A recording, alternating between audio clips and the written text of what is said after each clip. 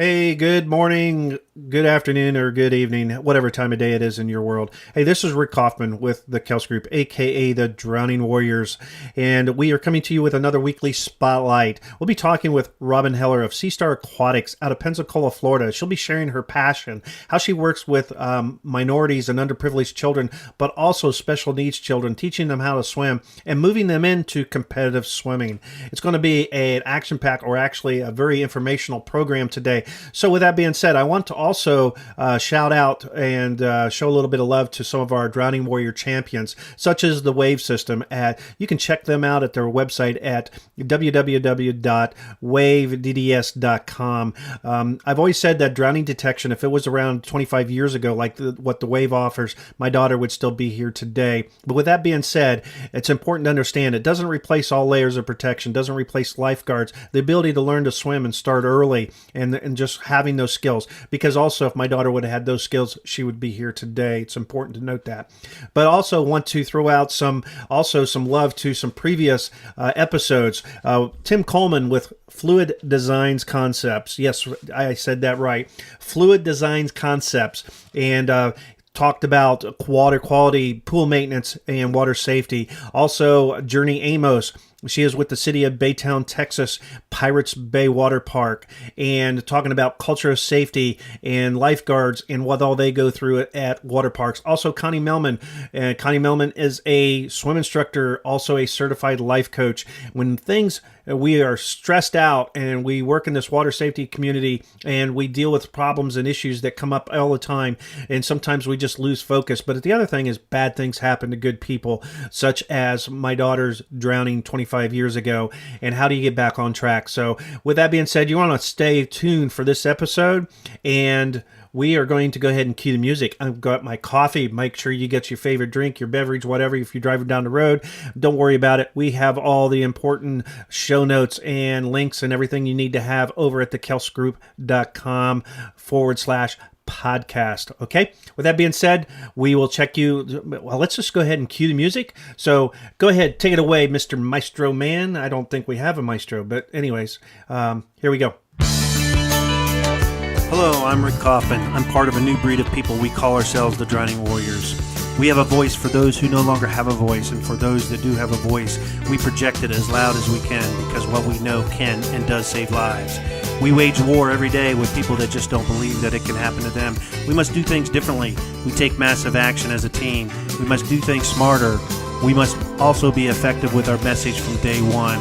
You see, the average person does not believe that it can happen to them, but yet it happens every day. Drowning does not discriminate. It has no boundaries. It is fast. It is silent. It hits when you least expect it. So we fight every day to be heard, to get our messages out to the masses. We are the Drowning Warriors, and these are our stories. Okay, everyone. Hey, this is Rick Kaufman, your host with the Kels Group, a.k.a. the Drowning Warriors. And we are here with this week's Spotlight. We are going to be talking to Robin Heller. She is the executive director and founder of SEASTARS Aquatics in Pensacola, Florida. So welcome, Robin. Welcome to the show. Thank you so much for having me, Rick. I really appreciate it, and look forward to talking to you. Great. Hey, we're going to just kind of make this really conversational. Just be yourself, and I'll be myself. We'll mess up a little bit, and we'll just kind of keep going on, all right? But, all right.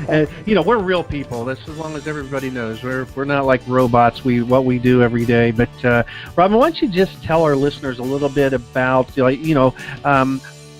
you got involved with, aquatics and teaching people to swim, and really how you came around to founding SEASTARS.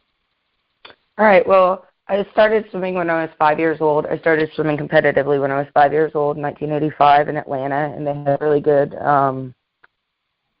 summer league programs there. And I swam, all my life, and it's been a great sport for me. And I've always taught swimming lessons and been a lifeguard, and just most of my career has always been through aquatics. I coached summer league with GPAC, and I started teaching swimming lessons when I was 14 years old.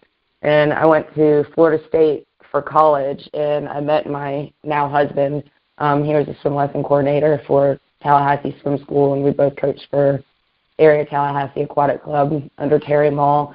And I was getting my degree in psychology, and at the same time he was a sponsored cyclist, and he was getting his degree in philosophy, and he actually ended up being the head coach at FAMU, which is a historical African-American college in Tallahassee, and he was a head swimming coach. And after I graduated, I was a behavior specialist in the school system working on mainstreaming emotionally handicapped kids who had been suspended 10 times or more in a semester and were removed from their middle school or high school settings. And I worked as a behavior specialist to try and modify those behaviors. So through my husband Chaz having the experience coaching at a historical black college and me working with kids that had some issues, we kind of had the idea of starting a free swim team for minorities.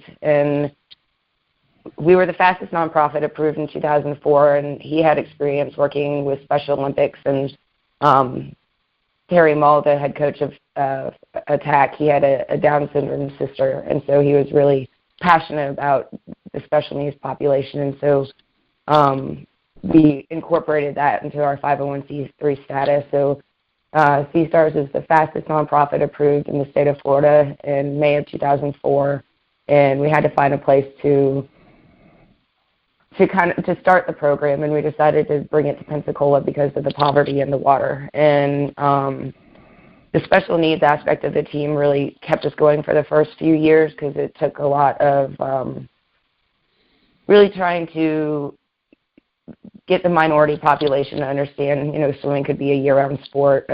We have a lot of kids who, come and play football or basketball and just swim in the summertime, and then because of all the injuries associated with those other sports, a lot of the kids decide after about 3 or 4 years to come and swim with us year-round. So it took a few years to really build that aspect of the program, but we thought it was very, very important. And in 2004, I had no idea the importance, not just in the water safety part of it and the time management and all the other things that come along with year-round swimming, but we really become a family for a lot of these kids who don't have a family, and a lot of the special needs kids that don't get socialization. They can walk on deck and they really are a part of a family now, and they have friends and they get invited to birthday parties that they would have never had that socialization to, and the exercise aspect of it's huge. And a lot of times with our lower income population, they would be the ones that would be typically bullying or making fun of the special needs kids. And I think through SEASTARS, they really understand the feeling that they're in a situation that they can change. And a lot of the kids are in the situation because of the parents, and they realize that they can make the other choices that their parents didn't make, and they can get themselves out of poverty. So it's a really unique program. We take 2 totally different populations that usually don't interact with each other, and we really let SEASTARS become whatever it really needs to be for whatever the kids are involved in the program. That's awesome. Really it is. And, kind of looking here a little bit on your history on your website, we'll make sure that we have the link to your website on our show notes and all your contact information for those that are listening. But, SEASTARS is actually an acronym. It says here, supporting education and athletic skills through amateur and recreational swimming. Who put all that together? That's really, really very amazing acronym, really. Well, that I can't take any contribution to that one. That was all my husband Chaz and my mom Bonnie Becker. The uniqueness of SEASTARS is we really designed it before we ever got kids in the water, and we actually implemented. We actually had the plan for a year before we ever started implementing the program. So we wanted something unique, and we're both Florida State people, and orange and blue is hard for us to have our colors, but now I can say there are SEASTARS colors. They're not that other team's colors, but we thought it would be really important to to make it an acronym and make it be something that would, be beachy and have to do with water, but we really wanted the importance of that, and that's exactly what it is. It's sporting education and athletics through amateur and recreational swimming, and it took a long time to kind of figure out the words and everything, but it ended up being perfect. And now my biggest thing is whenever anybody puts it on the website or anything writes it, like, it is an acronym, and I try and make a point that it is always in capital letters, because it is really important, and that is what our acronym is, and that's our vision for the program. Oh, yes. I mean, it does. It speaks right to it as far as, your goals and your mission and everything, which is just really, really awesome how you put all that together. And, you're in Florida and you're out there in Pensacola in the Panhandle. And so, the Gulf of Mexico water, your climate is probably, you probably get this winter's been really kind of a roller coaster here in Ohio where we're at, but I'm sure it's probably been the same there. But, people that live, I mean, you have water all around you. I mean, so, water safety's got to be a real key to what you teach with your program. Is that correct? Oh, 100%, yeah. We do, to be able to be on SEASTARS, they already have to have a swimming base. They have to be able to get across the pool without touching the sides or the bottom, and that's really hard, to have our minority population and our special needs population that already know how to swim. So in 2008, we started a Learn to Swim program, and that helps fund SEASTARS. And so we do private and semi-private lessons through the community. But one of the biggest things that we do is all of my instructors have to have 3 years experience teaching swimming lessons before I can hire them. And fortunately, now I can say that my staff is 100% ex-SEASTARS swimmers that, came through the program, and now they are employed through the program. But it's hard for me to have them have the experience to be able of teaching lessons for me to hire them. So one thing that we do, we rent the Salvation Army pool. It's one of the only swimming pools that the Salvation Army has in the whole state of Florida, which is crazy to me. But we provide free swimming lessons for all the Salvation Army campers in the summertime. And so that is our way of being able to give back to a population that wouldn't be able to afford swimming lessons. And because, of course, the statistics, 70% of African Americans can't swim, 60% of Latinos can't swim. And, I was blown away that 42% of Caucasians can't swim. I think me being spoiled, by a state surrounded in water, and being fortunate enough to, I can't remember not knowing how to swim. I was shocked at the numbers of how many people can't swim. So it's really important to me to make sure that we provide free swimming lessons to kids that can't afford it, because drowning is the number one leading cause of death for children, accidental death for children. So it's and a lot of it with the population too, especially with our African Americans, the parents can't swim, and a lot of the times there's a lot of fear there. So instead of teaching their kids, they're more want them to stay away from the water. And the water is such an amazing sport, and it's such an amazing activity and exercise that it's really sad that because of fear, there's no education on how important it is in so many different aspects. So we have lots of kids that are the first swimmers in their family ever that could swim. And we have a lot of parents that, because their kids swim now, they want to take swimming lessons and they want to learn to swim. And we have, it's only about a 15-minute drive to go to Pensacola Beach, and it amazes me at how many of those kids never get the chance to enjoy the beauty that we have here in the Panhandle. Oh yeah, I've always told my wife, when we retire, that's I want to be in the Panhandle of Florida. The Gulf Coast there is just beautiful, beautiful beaches, beautiful water, and the climate and everything that you have to offer there. But that is a very as a now a grandfather, most people, they've heard my story. They know I lost a daughter back in 1993 to drowning, but now as a grandfather, if I was to relocate to some someplace like that, it would definitely be a concern. Now, do you, because of the large tourists and people come down there, is most of your lessons, are they people that live there, or do you get people who may be coming and spending maybe the winter or the summer kind of coming down? Mm-hmm. So you are helping. Yeah, we do. Well, we're the only program in Pensacola that does only private and semi-private lessons. We don't do group lessons. And so I think group lessons are great, but because we do only semi-private and private lessons, we have a big draw with people who have already taken lessons somewhere else and weren't happy with the lessons, or just a kid that needs more one-on-one work.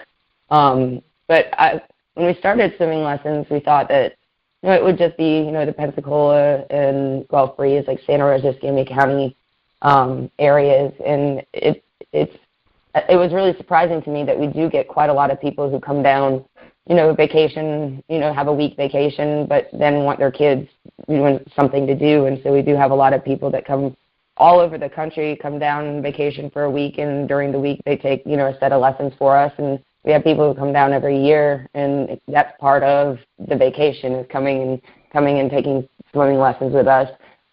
We do home pool lessons sometimes too, where we'll travel to people's homes, or so a lot of times like a grandparent will have their grandkids come in town or stay with them for a few weeks in the summertime, and so we do a lot of lessons that aren't just people from Pensacola, which was extremely surprising to me. It's great that we've been able, in the time that we've been doing this, build up a pretty good consistent clientele where it's all the instructors are great, and all of them are certified swim coaches through USA Swimming and have background checks, CPR, first aid, safety training for swim coaches.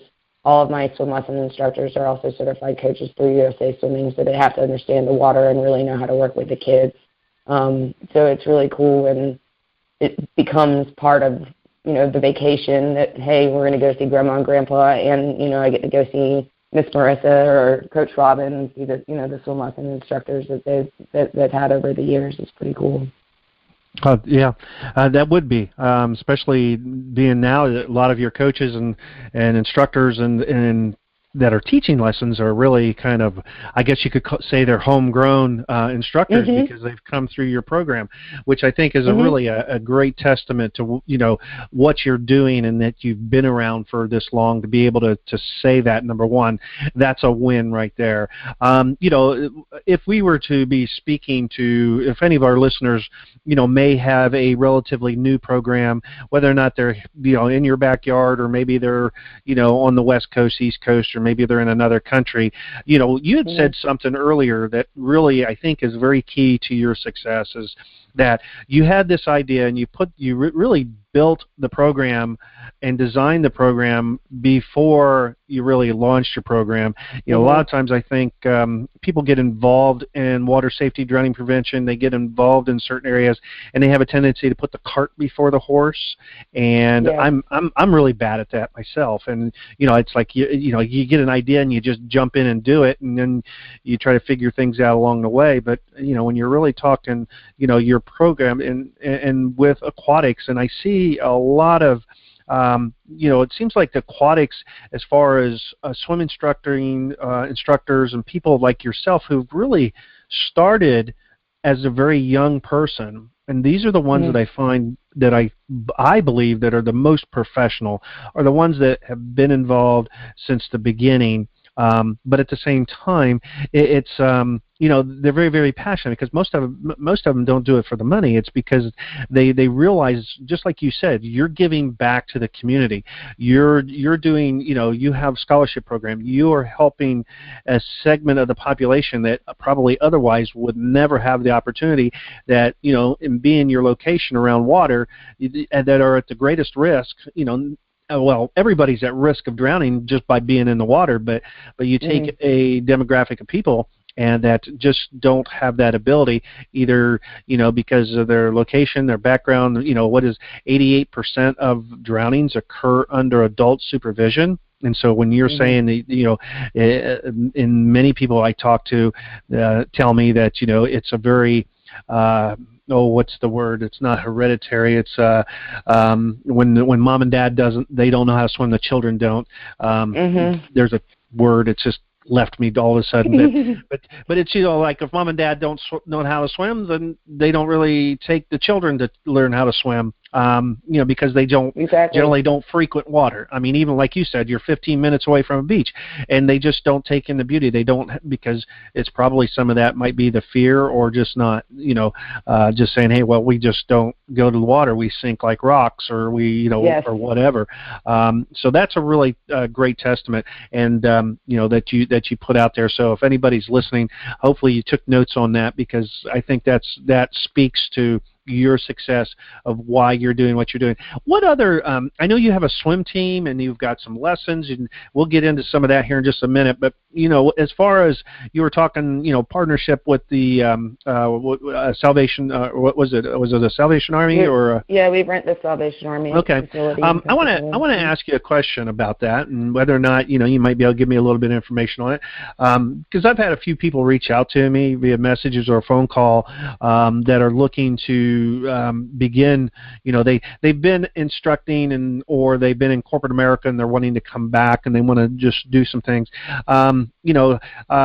and I know there's a lot of instructors who utilize different types of pools like this, community pools. Is there a little bit of tidbit of information you could give somebody if they're wanting to get out and teach? What would be the best way to maybe contact, whether or not it be a Salvation Army or a YMCA or maybe a hotel pool or somebody that has an indoor facility or indoor pool that they can utilize? What's the best information on maybe how to open up that door?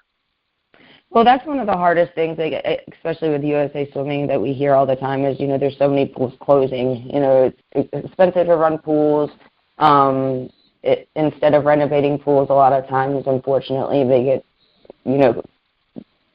concreted in or over, and it's happened in Pensacola. I came from Tallahassee that has 11 city pools, and then Pensacola has 2 city pools that are run and operated by the YMCA from Memorial Day to Labor Day. So even in a town that is surrounded by water, I feel like there's a lack of pools even in our town. Insurance is always big. And we carry our insurance through USA Swimming. That's why all my instructors are certified swim coaches, because that's the best way to do it. And I know there are different programs like, Swim America and different things like that that you can get, and that also helps carry the coverage of insurance. With YMCAs and stuff like that, a lot of them kind of have their own programs running, and that's one of the hardest things is when you're wanting to start your own program, there's a lot of, I guess, tension and some animosity of that you're going to come in and you want to do something that's going to compete with other existing programs. And Chaz and I were really we made it very important that when we moved to Pensacola and we decided we want to start it here, that we sat down, we met with every swim team program in Pensacola and told them what we were going to do and said, we're not competing with you. We're trying to fill the void that's not here. And I guess the best thing is if you're wanting to go and branch out and do something different, you have to really show that it's different than something that already exists. And when we started this 15 years ago, there's not the push that there is now with like the disabilities in swimming, especially like autistic kids, because they're so drawn to the water. And so that was the best way for us to do it, is that we already had it implemented and we had it licensed and insured. And the facility, it was hard to secure the facility. Every single city is different in the way that it's set up and the way that you can get in, but I guess it's really showing the need and the importance in what you're doing, and that it's different than something that's already been happening there, and why the need needs to be there. And it was a lot of work. It still is a lot of work, but it took 10 years is the 10-year mark's a big mark. If you can get anything to go and to last that long, there's a significant difference in the fact that you've made something happen and kept it growing for 10 years. And I think that was a significant thing for us, just to show that, when we first started, and my husband always kind of made fun of me. He's like, we're going to do this, we're going to do this. And even like 5 years in, hey, we're going to do this, we're going to do this. And he's like, not, we're going to do this. We are doing this. Like, and just the mindset and the way and the confidence in which you can show people this is what we're doing. This is it works, and this is why it's important. And I guess that would be any aspect. I mean, with drowning, it's a huge epidemic in our society, and keeping people from drowning is huge. But you got to make sure that you have a way to do it. And the way the world is now, it's really hard, with insurance and making sure that like you're appropriately touching a child, and that a parent doesn't see, an instructor do something and think that they're, have negative means for that. It's hard. But the biggest thing is you can't start anything and have faith in it and be fearful. You have to just go in and know that it's worth it. But I'd say like I kind of got off track, but like I think hotel pools I think are a big place, or like a big way to be able to use them. A lot of times there's certain times. Sometimes it has to do with insurance and different things, but I think that they're out there. You just have to really know your community and know the need in your community, and reach out to people that know the community well if you're new to that area, and see where there is a void that needs to be filled. Right. No, good point. And the one point I think that really stood out to me is you were talking about how you're not necessarily competing with the other programs. You're standing out. In other words, you're offering something or serving a particular group of people or doing something that's a little different. I usually refer to that as what makes you unique. What's unique and what's different? What do you bring to the table that nobody else can bring to the table? And you were talking a little bit too about working with handicapped. Do you work with like children? I mean, because what comes to mind when you said that is autism, because autistic children have a natural. I mean, all children have a natural curiosity for water, but autistic children, from what I understand, have maybe even a little bit more curiosity. Is that true? Mm-hmm. Oh yeah, and I don't know what it is, but they are way more. There's way more of a pull to the water with those autistic kids, and the same things with, I hate to lump populations together because they're, everybody is different, but it's almost the same as a lot of the African Americans that I work with, and we're the Deep South, and the fear of the autistic parents, it's very similar to the fear of the African American grandparents. Is I don't want my child to die or drown, so I'd rather keep them as far away from the water as possible, and that's the worst thing that you can do, because there is something about the water that's drawn to those autistic kids. And I work with all sorts of special needs kids. SEASTARS has two different branches of the program. One is the swim team for underprivileged kids that have to be under the poverty line or get governmental assistance. And then the other aspect of it is for special needs. And special needs is a very broad term, so we use the criteria. They would not be able to function in a normal swim team setting. We have some kids that, my child has ADHD. Well, they can still go and swim on GPAC or swim on another program. But I'm certified through the American Swim Coaches Association, and I just had to do a list of, the different kids that I've coached. And I can say that the list of the cognitive disabilities is about double what the physical disabilities are. And when we started SEASTARS, we thought we'd have a lot more, like amputees or cerebral palsy.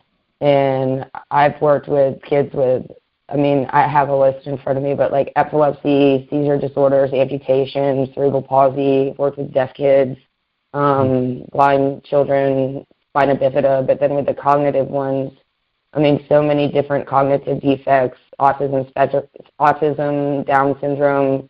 I have kids that are emotionally handicapped or oppositional defiant disorder, nonverbal autistic kids. And that's we have a lot of nonverbal kids that, where like ankle monitors because they can't talk, and that's one of the things because they're runners. And, you know, those parents, even if a kid was in need of help in the water, they couldn't physically call for help if they needed help. Oh, wow. So it's really important for those kids to be able to swim, and it's amazing how many of those kids swim and swim well. And I've seen a lot of my nonverbal autistic children, because of being able to have to like blow bubbles and hold their breath and different breathing control, have begun talking because of swimming. And that's something that, you know, a lot of people don't correlate and don't see. But because they have, you know, close their mouth so they don't get water in their mouth or blow bubbles, and, you know, once they're starting to swim laps and do that, we've seen a lot of verbal growth through the water. But then I have lots of kids too who unfortunately have been born, you know, addicted to crack cocaine and addicted to methamphetamines that swim like quote unquote in our regular swim team because they don't have disabilities severe enough to be put on our special needs swim team. They are low income, but they need the socialization to be around typical peers because a lot of their behaviors have to do with, you know, managing anger or dealing with peers and authority, and they don't. And so this is a great way for them to be able to make friends and to understand that a lot of people that are telling them to do things are doing it because they care about them and they want the best from them. And I think, unfortunately, the way the school system is gearing, a lot of it is just relaying information and not really cognitively understanding why things are the way they are. And it's really important for the kids to have that socialization with other peers and then have loving, caring adults that are around them that they don't usually have to. Mm-hmm. Yeah, I mean, my hat goes off to you. I mean, to be able to, number one, have the, we have foster children, and we've had as many teenage girls is primarily what we have, but we've had teenage mothers and who have been pregnant, and so we've seen some of these issues, especially coming out of with drug dependency, things like that, and some of the issues. And so my hat goes off to you because I would think taking them from a normal environment or what is everyday life type situation, and then putting them in water, especially when they may have other fears, things like that. So kudos to you for the patience, number one, to be able to do that, and number two, serving that population, because I'm sure there's not a lot of swim instructors that actually will work with handicapped children or children with certain types of special needs. I know there are some that do the autistic, things like that, but again, it's just like working with an adult. My wife doesn't know how to swim, and a lot of people said because she has fear of the water when she was a young child with her brother, holding her head underwater. So I've talked with people that even as a quote unquote an adult without any disabilities at all, but she has that fear of water. That could also be a very challenging situation for an instructor, especially one that maybe just getting started. So what's the youngest that you will help as far as to get somebody started in swimming? Well, we do all ages. I think we typically take them at about a year old. I think we have done like 6 months or 8 months, but cognitively, a lot of kids, it depends on what they're looking for our lessons. All of our lessons we advertise are fun and fear-free. We don't buy into a progressional way of teaching. A lot of the instructors in the way that we teach is, to meet the individual where they need to be met. Our oldest I think we've had is 83, so we don't discriminate on age. But a lot of it is like for the little kids, like, before 3, it's just, establishing good building blocks for future swimming, good, being able to blow bubbles, being able to hold a breath, understanding, the feeling of water in their ears, knowing how to kick well, rotator cuffs don't develop until kids are about 5 years old. So if they're not used to like doing like freestyle motion, a lot of the kids can't even get their arms to do that if it's not instilled when they're young. Most of the kids with kicking, everything we do is quad driven. So when most of the kids get in the water, if they haven't had a swimming background or lesson background, they don't really know how to cue their hamstrings and their quads, or their hamstrings and their glutes. And that's usually where you kick from, is mainly, with your core and the back of your muscles. So a lot of it is just building positive swimming base for the future. A lot of our kids, like I only work with special needs individuals now because my clientele got so big that I had to figure out a way to keep it a little bit lower. So all of my lessons are special needs, and all of my lessons kind of use me as therapy. Most of my lessons I have all year round. We're fortunate that we do have a heated indoor facility, even though, we're in Florida, we're in the Panhandle, and it does get chilly. So a lot of my clients incorporate me as therapy, and a lot of the parents say that I can get them to do more things in the water than they see in the other therapeutic sessions, because they love it. They love the water. They're not sitting in a room, having a therapist tell them to do this or do this. We're in the water, and they're doing something that they love, and so we can get a lot more out of them doing something that they like in a setting that they like. And I'm jaded, and so are you, but I think water is a beautiful thing, and I think that there's something very special and unique about the water. It levels the playing field. It doesn't see color, it doesn't see race, it doesn't see ability or disability. The work you put in is what you're going to get out of it. And so I think that correlates a lot, to our underprivileged population, is once they start realizing that the more effort they put in, the better results they're going to see, it starts correlating to outside of the water too. So it's amazing how it doesn't matter, who you are, where you came from, what color you are, what ability or disability you have. It just teaches you, like, what you put in, you get out. And then that's something that a lot of the kids aren't taught anywhere anymore. And you just really, if you want something, you need to work for it, and how bad you want it is how bad you need to work. And, we have kids that don't ever compete. Personally, I don't know why I would swim if I wasn't going to compete, but I hated practice, but I loved racing, and I knew that, the more I would work at practice, the better I would be doing at racing. And we have some kids that won't ever race or do competition at all. I'm the adaptive chair of Southeastern Swimming, which is Tennessee, Alabama, and the Panhandle, and it's my job to try and, get more education to those coaches.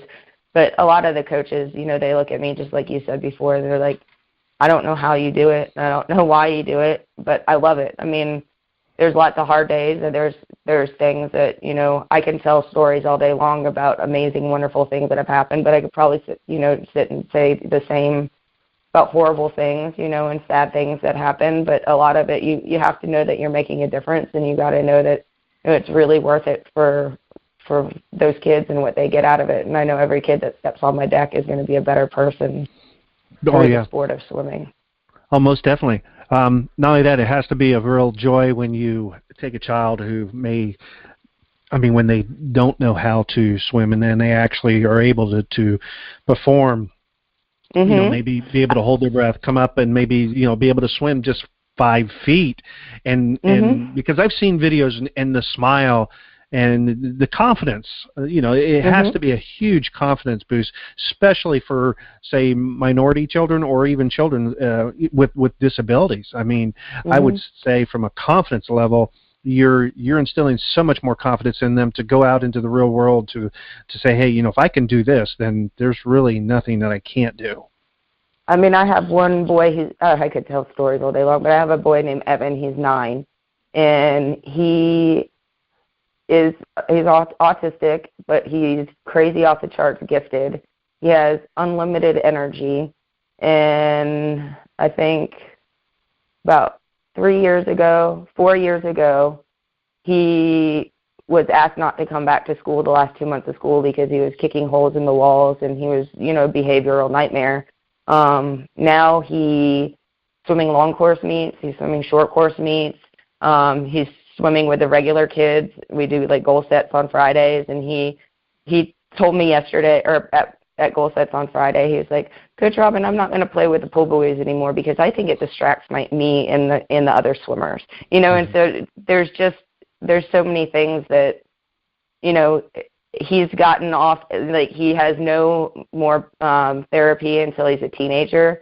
So it's amazing, what it gives these kids and the parents. I mean, that was one thing that I never thought about, how much it would help the parents, because all of these parents, have a lot that they deal with, no matter if it's the special needs parents or the underprivileged parents.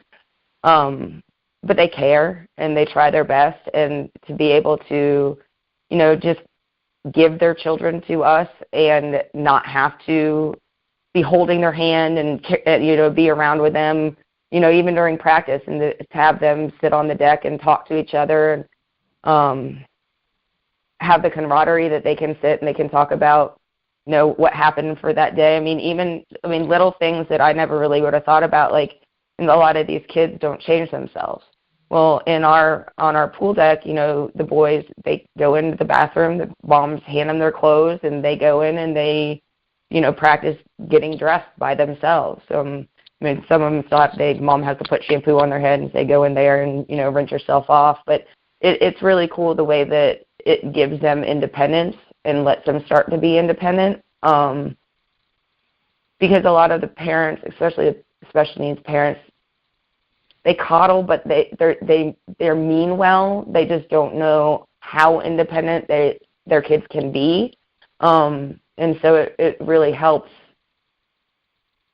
them learn through the other parents and the other kids. And some of these kids have just gone leaps and bounds. I have one boy, Dolan, he's almost 13. I taught him how to swim when he was 7. He's autistic, and he couldn't swim at all. And now he's gone and he's represented our Southeastern, he's done our Southeastern zone competition. And he's about to make Southeastern cuts. And it's kind of funny because I'm about to try and, pass legislation to have disability standards in Southeastern swimming, but my disability kids are about to make typical cuts. So it's kind of hard because he can, they don't need, I don't know how to say this and everybody needs to be pushed, and I think there's a lot of coddling in this country that goes on. No matter what, we need to take care of everybody, and I think that that's a point where everybody does need help, but not just financial. They need independent help and how to help themselves, and I think we don't teach people self-accountability and the fact that if you want something, you need to work for it, no matter what that is. Right. That's the coach in you talking. Because not everybody likes me. I've been on deck, and I've had to get on to one of my special needs kids, and I saw a parent on another team came up to another coach, and they were like, you need to go and find that lady's head coach, and you need to get her fired. She just yelled at that poor special needs child. And I'm like, I'm a coach, I'm a swim coach, and I expect them, and if they're not to do the things the way that they're supposed to do it, and if they're not doing it, they need to be told. And I'm not yelling and screaming at my kids, but, their heads are underwater and they can't hear you, and I'm a swim coach. So, right. Yeah. Well, as a coach, you know what your athletes, whether or not they have a disability, you know what they're capable of. And sometimes as a coach, you have to, hold them accountable. And when you're really saying that the world in general, kind of coddles people, because, I've been a coach too, not in water, but I've coached soccer for years. and I always was with boys until I wound up at the high school and started coaching varsity girls, and then I really was educated of the difference in how to communicate to a boy athlete versus a girl athlete. But you know, I got educated real hard when the phone started ringing at night and parents started calling me and telling me, what, you know, you can't talk to my daughter that way, and it's like, well, but you know, it's really about understanding, you know, what motivates people to rise higher and to work harder, to aspire for more, and whether or not they have a disability. Because I think, I mean, at least from a common sense standpoint, for me, this is just me talking, so don't send me any hate mail or anything like that. But you know, I feel that maybe you know, children with some type of disability may have that desire more to succeed. They just need to be pushed more, probably. I mean, I mean, because they want to be. You know, I think if they understand that they may be different, they want to be like everybody else. So you know, if it's swimming or if it's basketball, it doesn't matter what sport it is, but that's the job of the coach, is to you know, push people to do more. And so I always say there's two types of special needs parents in the world: the ones that say they want their kids to be treated like everybody else, and the ones that really do want their kids to be treated like everybody else, because it's very, you know, it's very different in how they are. And you know, and I've had autistic as a foster parent. We've done respite for autistic children, and they've been, you know, we've said not again, because we just don't personally. That's why I say my hat goes off to you. You know, I commend you for what you do, and you know, there is such a huge need, and we need more people like you. I mean, you know, our goal here at the Kels Group is to decrease the numbers of drownings by 50%. So that would save, by the year 2028, that would save about 2,000 lives a year. And then you equate that to, for every, you know, fatal drowning, there's on average, 5 non-fatal drownings that go to emergency rooms. So, you know, you just take those numbers and multiply that by 5, and that would be 10. We would save an additional 10,000 families. Would, you know, lives would not be affected by, you know, a non-fatal submersion. And so, and many of these fatal drownings are children with disabilities, and they come out of the minority, you know, population. Well, Robin, before we begin to wrap up here, there's one other little segment I want to touch on, and we've talked a lot, and you've touched a little bit on it, but we've been talking a lot about, you know, swim lessons, things like that. But you actually have, and just like you were talking here with the one student there, a competitive swim team, and you've got some interesting facts on your website, where, you know, there's roughly 354,261 USA swimming registered athletes in 2018, and you guys have 80 of those. I mean, for 2018. And so there's some interesting facts on their website as far as what they're doing. So again, we'll make sure we have those show notes, that information to the website on our show notes. But, you know, talk to us a little bit about your swim team, your competitive swim team, because you've actually got a schedule. It looks like a pretty, you know, hectic schedule. I mean, it seems like almost every weekend you're constantly you're someplace. And I think this past weekend you were just in Huntsville, Alabama, or something like that. We didn't have anybody qualify for that meet. We have in the past. That's a qualifying meet. But yeah, we keep the kids busy. We do our special needs kids. They swim twice a week for a half an hour, and that's based on a tier system. So our beginning group is 3:30 to 4. Our intermediate group is 4 to 4:30.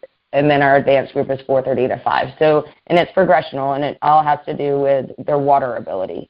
So the first group is, you know, the kids getting used to mainly taking direction from somebody that is not in the water with them. Verbal commands and not touch commands are huge for those kids. So just getting used to, you know, following, going up and down the pool, swimming on their tummy and their back. And then the 4 o'clock group, they start to learn all the 4 swimming strokes. They can compete in USA swimming meets, and we have summer league meets. And then we have the 4:30 group, which is, they know flip turns, they know all 4 strokes, they're legal in all 4 strokes. And then we have our regular team, which is our low-income team, and they practice 5 days a week, Monday through Friday. Our beginning group is from 5 to 6:15, and our advanced group is from 5 to 7. And then we do something called Fun Friday, which is the 3rd Friday of every month. That's open to the community because a lot of the kids who can't afford to swim, we let them be able to come. Anybody can come into the community to Fun Friday, and we pair them up with another swimmer. And they teach them swimming lessons, or we'll help them with their swimming strokes and different things like that. And it also is a time for us to bring all of our swim team together because a kid that swims the 3:30 group doesn't know any of our regular kids that swim the 5 o'clock group. So it's a real good way of having socialization. All the kids, when they join the team, they get a bathing suit, cap, goggles, and T-shirt for free. That's about $100 value. But then they could put on an incentive program where they earn points, and the points correlate to a token economy. So they have like a running checkbook, and they earn points through attendance, community service, hours, personal goals, positive sportsmanship conduct, and academics. And so we have swim meets about once a month. In the summer, we have them about once a week. But then we also do community service once a month. So on Saturday, there was a color run at one of the local elementary schools, and we had kids go and spray colors on other kids while they ran. We do like Earth Day, Pensacola. We timed for UWF. UWF has a women's swim team, and they always come to our September Fun Friday. So in January, it's like their last home meet. So we time for those kids.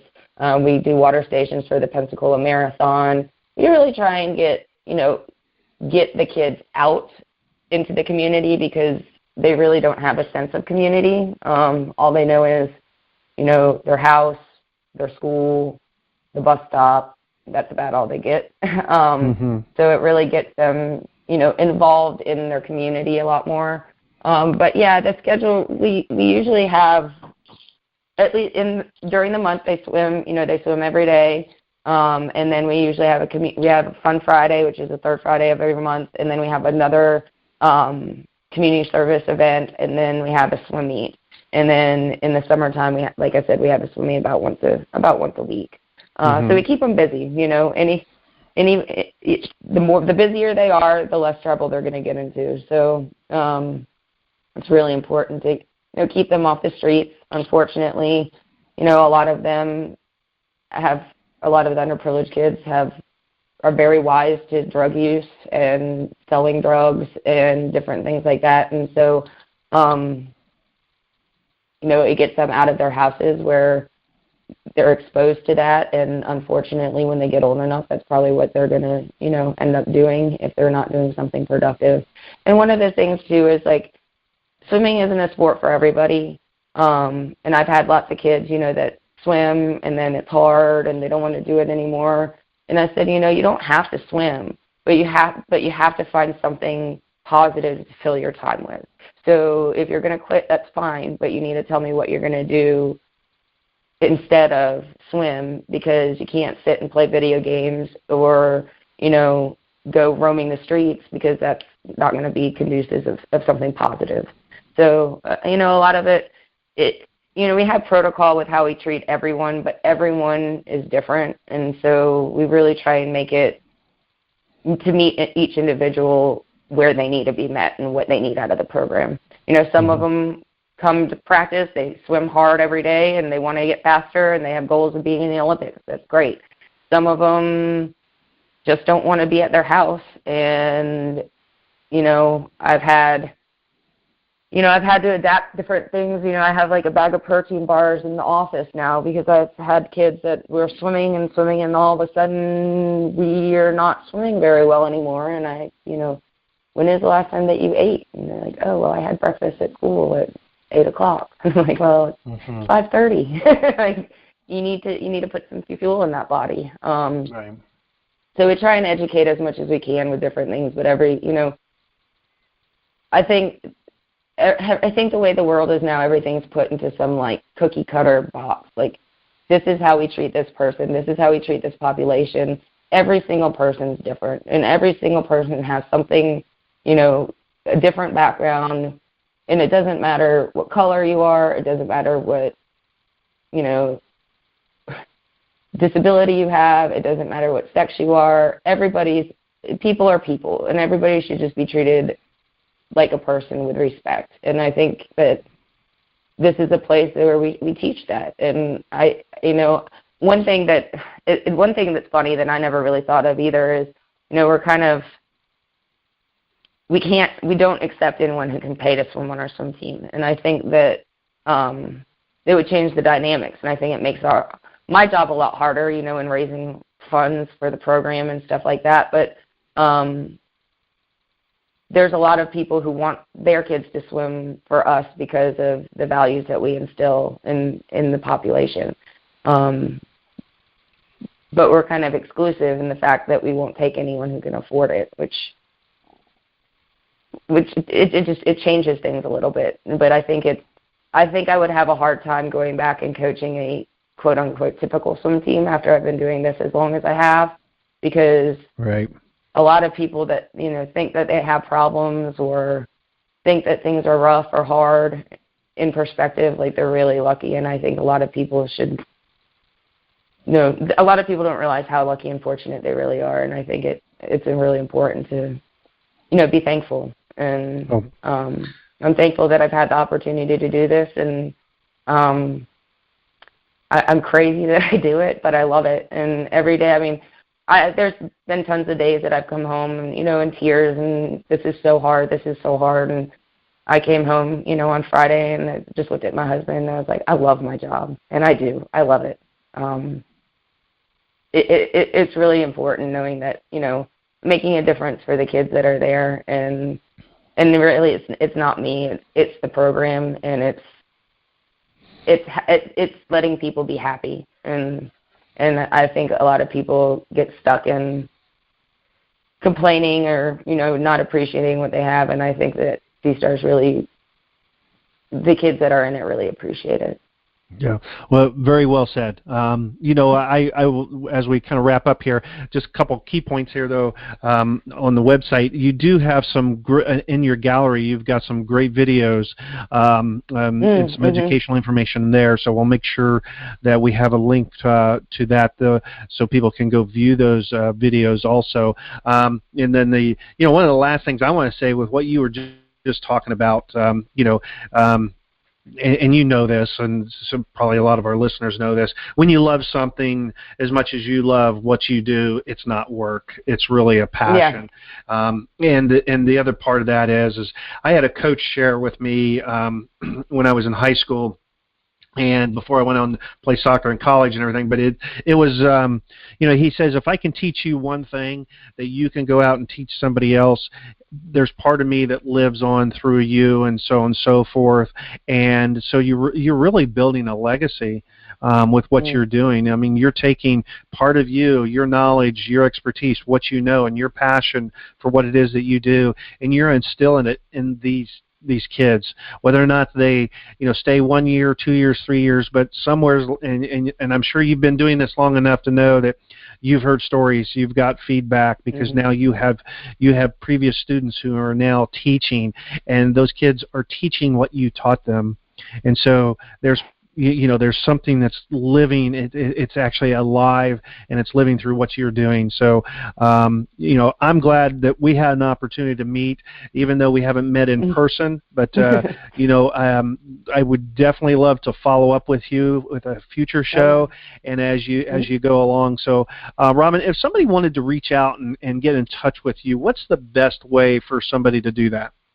They can call me. I love to talk to people. The way that people are now, like texting and stuff. But my phone number is 850-418-0645.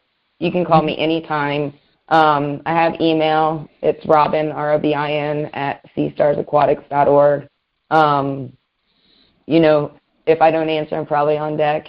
But yeah, I'm really readily available for anybody, and I try and be as helpful as I can. I guess I've become kind of an expert in the disability section, which I never really thought I would. But I get a lot of phone calls about that, and how to incorporate kids into meets and dealing with referees and laws and stuff like that. but I'm here, so a phone call. Anybody can call me and talk to me. Yeah. Well, now, yeah, you were very open to speak to me, so that says one thing. Have a complete stranger reaching out to you and say, "Hey, let's talk for a minute." But no, I'm really glad that we did. And one thing I want to touch here, and we'll close this out, is because I think you and I can probably talk all day long on this on a lot of these subjects, but. When you said earlier about, the water, doesn't care about your color, your abilities, this and that. In other words, water doesn't really discriminate against you in any shape or form. But I've always said, just like drowning, to drown in water doesn't care about your abilities either. So it doesn't matter if you're, you don't know how to swim or you're the best swimmer out there. Yeah. Drowning does not, water safety, it doesn't care about your abilities. So again, kudos to you, Robin, what you're doing there at SEASTARS. And again, we'll make sure we have all these links on our website and in our show notes. So, Robin, great. I want to thank you for being a guest here today.